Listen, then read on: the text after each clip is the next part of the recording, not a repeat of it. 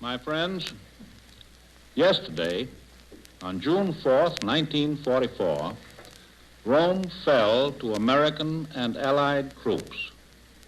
The first of the Axis capitals is now in our hands. 1 up and 2 to go.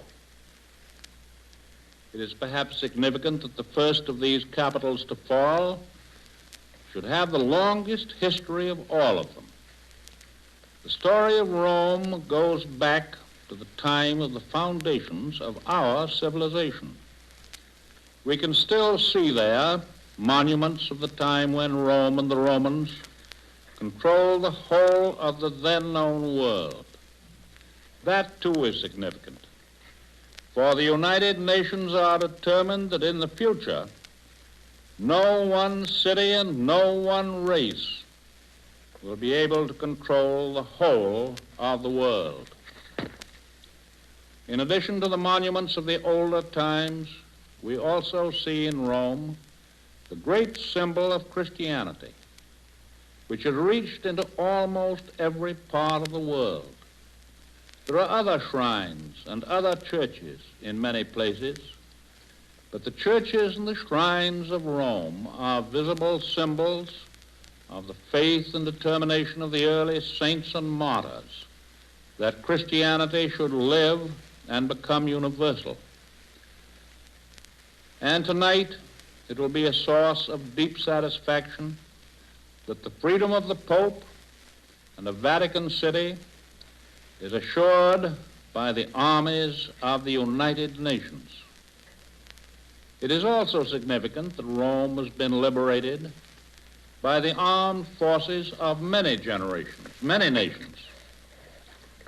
The American and British armies who bore the chief burdens of battle found at their side our own North American neighbors, the gallant Canadians, the fighting New Zealanders from the far South Pacific, the courageous French and the French Moroccans, the South Africans, the Poles, and the East Indians.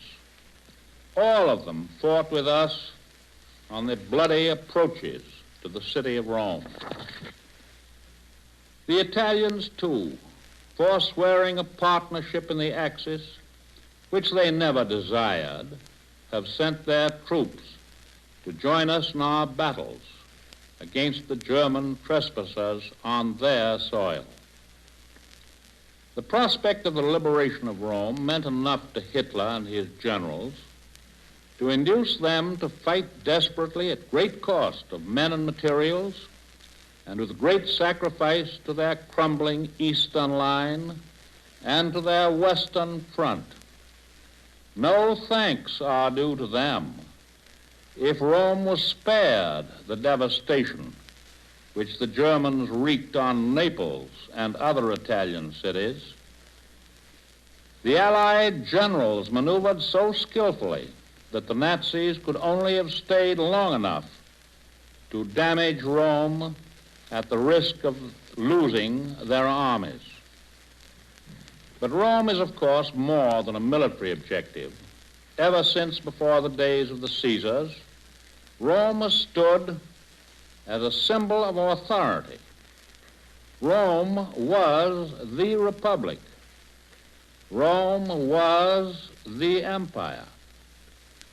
Rome was and is, in a sense, the Catholic Church. And Rome was the capital of a united Italy. Later, unfortunately, a quarter of a century ago, Rome became the seat of fascism and, still later, one of the three capitals of the Axis. For this quarter century, the Italian people were enslaved. They were degraded by the rule of Mussolini from Rome. They will mark its liberation with deep emotion. In the north of Italy, the people are still dominated, threatened by the Nazi overlords and their fascist puppets. Somehow in the back of my head, I still remember a name, Mussolini. Our victory comes at an excellent time. While our allied forces are poised for another strike at Western Europe, and while the armies of other Nazi soldiers nervously await our assault, and in the meantime our gallant Russian allies continue to make their power felt more and more. From a strictly military standpoint, we had long ago accomplished certain of the main objectives of our Italian campaign. The control of the islands, the major islands, the control of the sea lanes of the Mediterranean, to shorten our combat and supply lines, and the capture of the airports, such as the great airports of Foggia, south of Rome, from which we have struck telling blows on the continent, the whole of the continent, all the way up to the Russian front. It would be unwise to inflate in our own minds the military importance of the capture of Rome. We shall have to push through a long period of greater effort and fiercer fighting before we get into Germany itself. The Germans have retreated thousands of miles, all the way from the gates of Cairo, through Libya and Tunisia and Sicily and southern Italy. They have suffered heavy losses, but not great enough yet to cause collapse. Germany has not yet been driven to surrender. Germany has not yet been driven to the point where she will be unable to recommence world conquest a generation hence. Therefore, the victory still lies some distance ahead. That distance will be covered in due time. Have no fear of that. But it will be tough and it will be costly, as I have told you many, many times. In Italy, the people had lived so long under the corrupt rule of Mussolini that in spite of the tinsel at the top, you have seen the pictures of him, their economic condition had grown steadily worse. Our troops have found starvation, malnutrition, disease, a deteriorating education, a lowered public health, all byproducts of the fascist misrule. The task of the Allies in occupation has been stupendous. We have had to start at the very bottom, assisting local governments to reform on democratic lines. We have had to give them bread to replace that which was stolen out of their mouths by the Germans. We have had to make it possible for the Italians to raise and use their own local crops. We've had to help them cleanse their schools of fascist trappings. I think the American people as a whole approve the salvage of these human beings who are only now learning to walk in a new atmosphere of freedom. Some of us may let our thoughts run to the financial cost of it. Essentially, it is what we can call a form of relief. And at the same time, we hope that this relief will be an investment for the future, an investment that will pay dividends by eliminating fascism, by ending any Italian desires to start another war of aggression in the future. And that means that there are dividends which justify such an investment because they are additional supports for world peace. The Italian people are capable of self-government. We do not lose sight of their virtues as a peace-loving nation. We remember the many centuries in which the Italians were leaders in the arts and sciences, enriching the lives of all mankind. We remember the great sons of the Italian people, Galileo, Marconi, Michelangelo, Dante, and incidentally, that fearless discoverer who typifies the courage of Italy, Christopher Columbus.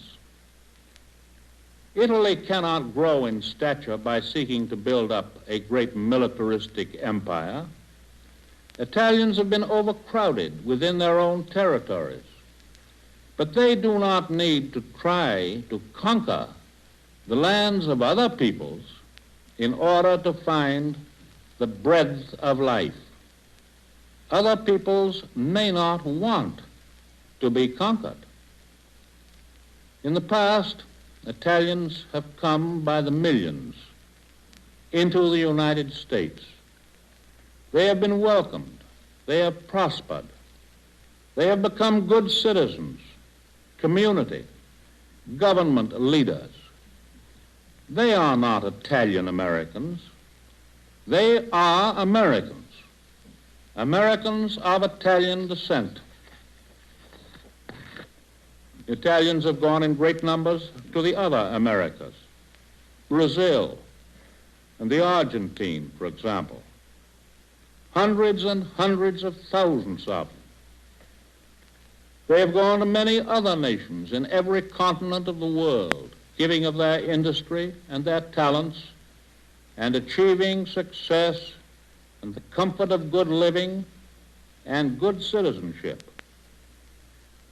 Italy should go on as a great mother nation, contributing to the culture and the progress and the goodwill of all mankind, developing her special talents in the arts and crafts and sciences, and preserving her historic and cultural heritage for the benefit of all peoples.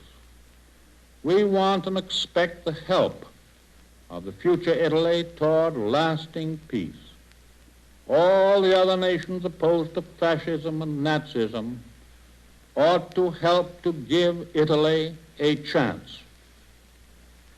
The Germans, after years of domination in Rome, left the people in the Eternal City on the verge of starvation. We and the British will do and are doing everything we can to bring them relief. Anticipating the fall of Rome, we made preparations to ship food supplies to the city. But of course it should be borne in mind that the needs are so great, the transportation requirements of our armies are so heavy, that improvement must be gradual. But we have already begun to save the lives of the men, women, and children of Rome.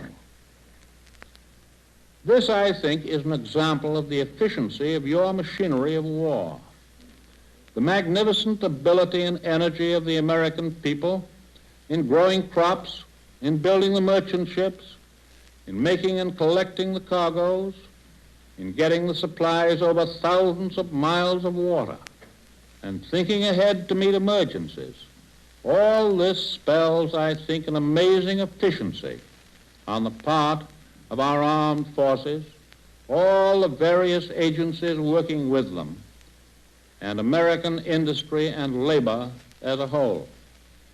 No great effort like this can be 100% perfect, but the batting average is very, very high. And so I extend the congratulations and the thanks tonight of the American people to General Alexander, who has been in command of the whole Italian operation, to our General Clark, to General Leese of the 5th and the 8th Armies, to General Wilson, the Supreme Allied Commander of the Mediterranean Theater, to General Devers, his American deputy, to General Eaker, to Admirals Cunningham and Hewitt, and to all their brave officers and men. May God bless them and watch over them, and over all of our gallant fighting men.